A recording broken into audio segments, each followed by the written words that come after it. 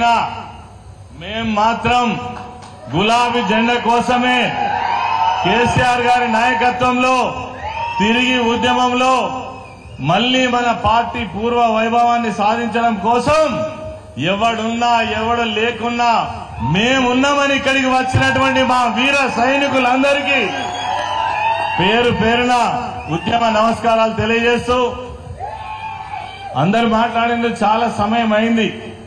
కానీ మన కేటీఆర్ గారు చాలా విషయాలు చెప్పాల్సి ఉంది. 2 విషయాలు మాత్రం మాట్లాడి నేను ముగిస్తాను. ఎప్పుడు మనం మాట్లాడుకుంటూనే ఉన్నాం. అదేవిధంగా ఈరోజు కార్యకర్తలు నాయకులందరూ ఏదో మనం తప్పు చేసినట్టుగా ముభావంగా భయంగా అసలు ఎందుకుంటున్నామో ఒక్కసారి అర్థం చేసుకోవాలి. ఏం తప్పు చేసినాం? ఏం తప్పు చేసినాం? ఒక్క మాట అడుగుతున్న సమాధానం చెప్పండి. తెలంగాణ రాష్ట్రాన్ని తెచ్చిన నాయకుడు ఎవరని అడిగితే ఏం చెప్తాం?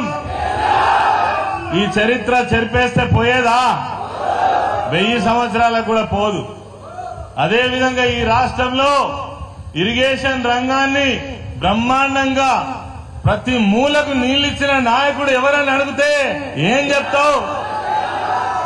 అయ్యకు అవ్వకు రైతన్నకు అందరికీ సంక్షేమ కార్యక్రమాలు ఇచ్చి రాష్ట్రాన్ని అన్ని వర్గాలను ఆదుకున్న నాయకుడు ప్రభుత్వం అని అడిగితే ఏమని చెప్తాం? అసలు కేసీఆర్ గారి మార్క్ లేకుండా ఎక్కడన్నా మనకు కనబడుతుందా? ఒక సందర్భం కనబడుతుందా?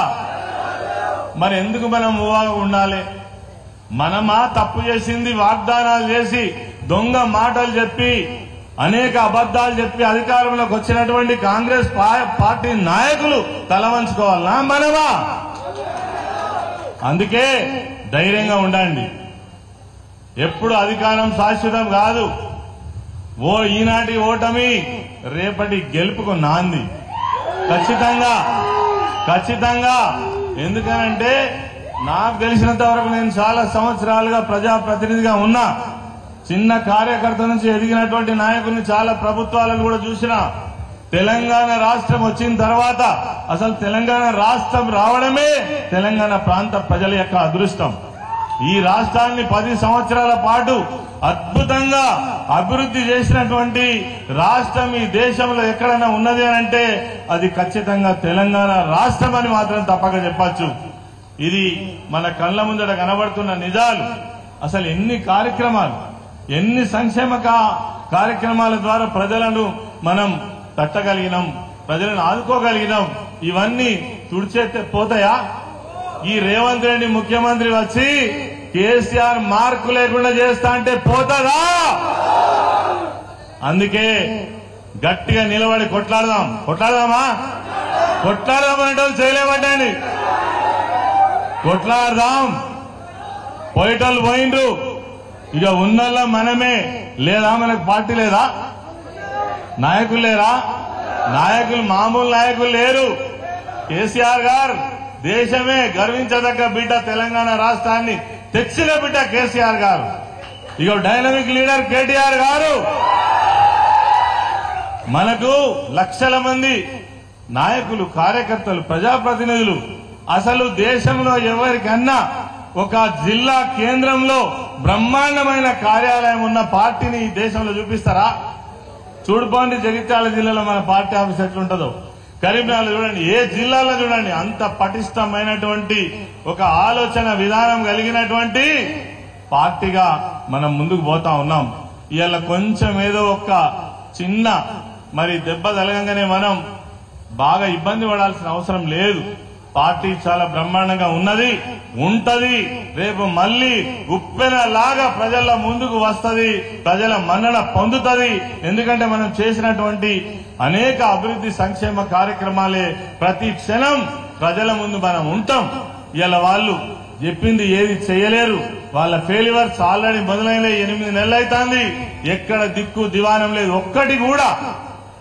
ఒక్కటంటే ఒక్కటి కూడా మాయమాటలు చెప్తున్నారు. ఏమనంటే కేసీఆర్ గారిని తిడుతున్నారు. గత ప్రభుత్వాన్ని నిందించే ప్రభుత్వం ప్రయత్నం చేస్తున్నారు తప్ప వాళ్ళు ప్రజలకేదో చేద్దామనేటువంటి ప్రయత్నం మాత్రం ఎక్కడ లేదు. ఈ ఏదైతే మనం ఉన్నటువంటి ఈ నిశ్శబ్దం ఏదైతే ఉందో బ్రహ్మాండమైనటువంటి విప్లవాన్ని సృష్టించది. కాబట్టి నాయకులు కార్యకర్తలు ఇప్పుడే సంజయ్ గారు చెప్పిన ఎమ్మెల్యే గారు మనకున్న ఏకైక ఎమ్మెల్యే ఇప్పుడు ఇక జగిత్యాల జిల్లాకు ఎక్కడ కష్టం వచ్చినా ఎక్కడ ఎవరికి ఇబ్బంది వచ్చినా ఏ కార్యకర్తకు చిన్న ఇబ్బంది జరిగినా మేమంతా లేమా ఒక్క ఫోన్ కాల్ తోటి ఉలిక్కి పడి ముందరుంటామని ఖచ్చితంగా నేను చెప్తా ఉన్నాను. మన వెనుక పార్టీ ఉన్నది కాబట్టి ఎవరు కూడా అదరాల్సిన పని లేదు, బెదరాల్సిన పని లేదు. మీరు ఇక నుంచి ముభావంగా ఉండద్దు, చాలా ధైర్యంగా ఉండాలి. అరే మేము ఏం తక్కువ చేసినాం, నీ ముఖానికి నువ్వేమైనా చేయగలిగినావా అనే స్థాయిలో ఉండాలి. ఏం చేసిండ్రు మీరు ఇప్పటి వరకు? గతంలో 10 సంవత్సరాలు వాళ్ళే ఉండిరి, అప్పుడేం చేసిండ్రు, ఇప్పుడేం చేసిండ్రు, మమ్మల్ని అనే స్థాయి మీకున్నదా అనేది మనమంత ధైర్యంగా ఉండాలి. నీ ఊళ్ళో నీళ్ళు వస్తున్నాయంటే కేసీఆర్ కనబడతారు, నీ ఊళ్ళో పంటలు పండుతాయంటే కేసీఆర్. ఎక్కడ చూసినా కేసీఆర్ గారు కనబడనటువంటి సందర్భం ఉండదు. అందుకే ప్రజలు మర్చిపోరు, ప్రజలు నిత్యం మనల్ని గుర్తు చేసుకుంటూనే ఉంటారు. కాబట్టి మీరు ధైర్యంగా ఉండాలి.